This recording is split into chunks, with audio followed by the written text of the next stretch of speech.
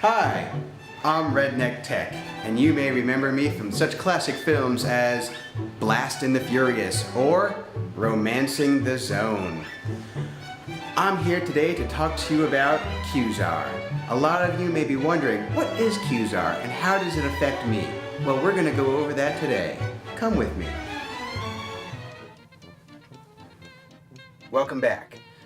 We're going to talk about the vest. On the vest, the larger panel is your front panel with the curly cord coming out the front. The back of your vest is the smaller panel.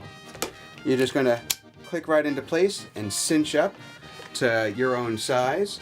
You're going to notice the strap, because we're playing international rules, you do not have to have the strap around your neck. If you do not have it around your neck, be warned that the strap does have the tendency to fall in front of the phaser, which means the IR will not come out and hit your opponent. So that's on you. On the vest, there are two places that you can be tagged: the front panel and the back panel. On the laser, you can be hit on the side, the other side, and down the barrel. Basically, you're looking for anywhere that has blinking lights. The back of the laser. On the back of the laser, your top number will be your lives. Remember, you start with 6 lives.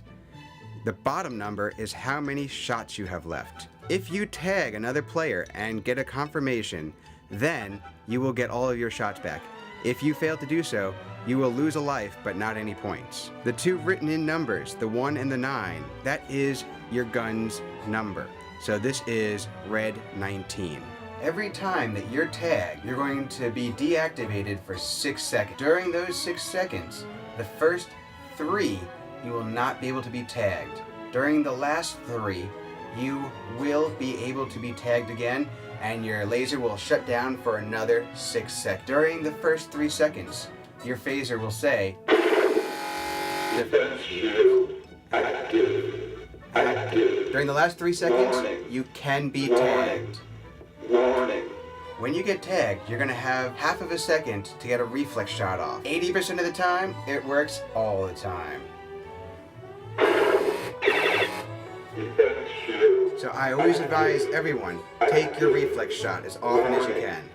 This game is going to be Supercharged 6, which means that you're going to have 6 lives before you're going to have to energize. To be able to hit the base, you're going to have something we call Supercharge. In order to gain Supercharge, you must tag 5 opponents in a row without being tagged yourself. This will give you Supercharge. When you tag an opponent, your laser will say, dink, good shot.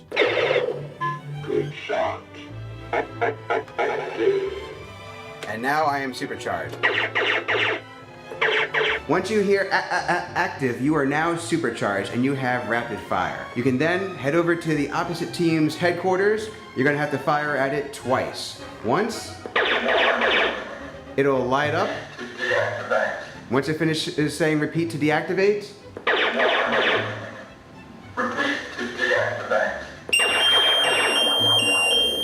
you will then be able to deactivate the incredibly loud headquarters. You'll see the strobe light go off, and you might notice that very loud siren. The headquarters will be unhittable for the next 30 seconds. Once you see the strobe light stop blinking, that will mean the base is ready to be shot again. When you run out of lives, your laser is going to say,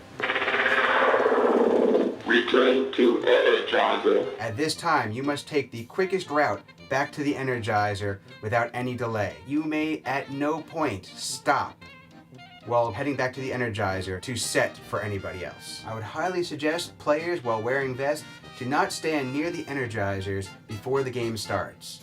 This may cause people to de-energize, which may have a problem when they do energize when the game starts.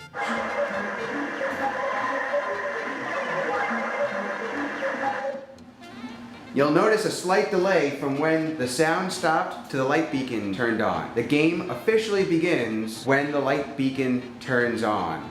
Also highly suggest that players do not take their laser and put it directly on the Energizer.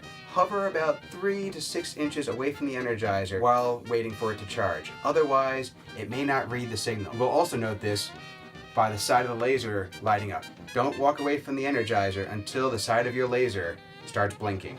Once the game begins, the light beacon turns on. You are now able to energize. To energize, you're going to want to hold your gun about 6 inches away from the Energizer, steady, until the strobe light flashes. Defense shield active. Active. If the strobe light did not flash, then you did not energize, and you need to go back and try again. The first thing that you're going to find when you walk into the arena is going to be 2 network boxes that look just like these. There is a very distinct difference between the two. First off, you have the Energizer. The Energizer can be identified because the opening is pointing straight up, and that is where you're going to have your gun. Second, you're going to notice another network box with the opening coming out to the side like this will be your headquarters. This is where, if once you attain supercharge, you come over here, you tag it, and you will earn your team extra points. When you walk into the arena, you're going to notice that the network boxes will be making a very futuristic space noise. This is normal.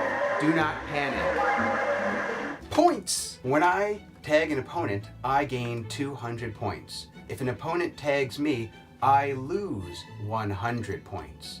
If I happen to get supercharged and tag the base, that will earn myself 1,000 points. If I tag an opponent, I gain 2 points for my team. If I get tagged, I lose 1 point for my team. And if I hit the base, I gain 10 points for my team. The end of the game will be noted when the light beacon turns off. Game over. Return to Energizer. Your gun will say game over, return to Energizer. You're gonna head back to the Energizer once again, about 6 inches away, wait for the strobe light to blink, and then Thank you for playing Qzar. your gun will say thank you for playing Pizza Hut. And that means you have successfully de-energized. And remember, everyone must de-energize at the end of the game. This will ensure an accurate score count. Q-Zar is a very unique system. It is the only system that allows you to actually block or cover your sensor. So if I wanted to use my skin to cover the sensors to block incoming fire, I can do so. The only thing that is illegal is two-handed blocks. A couple quick basics. We like to keep what we call personal space. If I was to have the strap around my neck, hold the phaser out, and be able to wave it back and forth like this, no one should enter my personal space. For the most part, personal space is the bubble around you. Lastly, you are allowed to raise your knee like such, but you are only allowed to have the bottom portion of your leg be perpendicular to the ground, which means no kicking. If you happen to notice any of the packs malfunctioning, please let either myself or Kelly know. We can write it down and then we can address that later on and take that pack out of the games. And as always, thank you for playing Pizza Hut.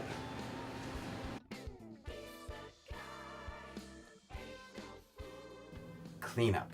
Alright, so I don't need a lot of volunteers, but what I do need is to have 4 vests, 2 red, 2 green, stacked up next to each bin so that way I can get them back into the bins tucked in neatly. They go in a certain origami way that monks taught me how to do a long time ago up in the Himalayas, in which I can teach you to help. Also, I need the ladder to be brought out, and I just need to pull down some wires. I need the headquarters and energizers to be all taken out of the room so that way I can put them into another bin.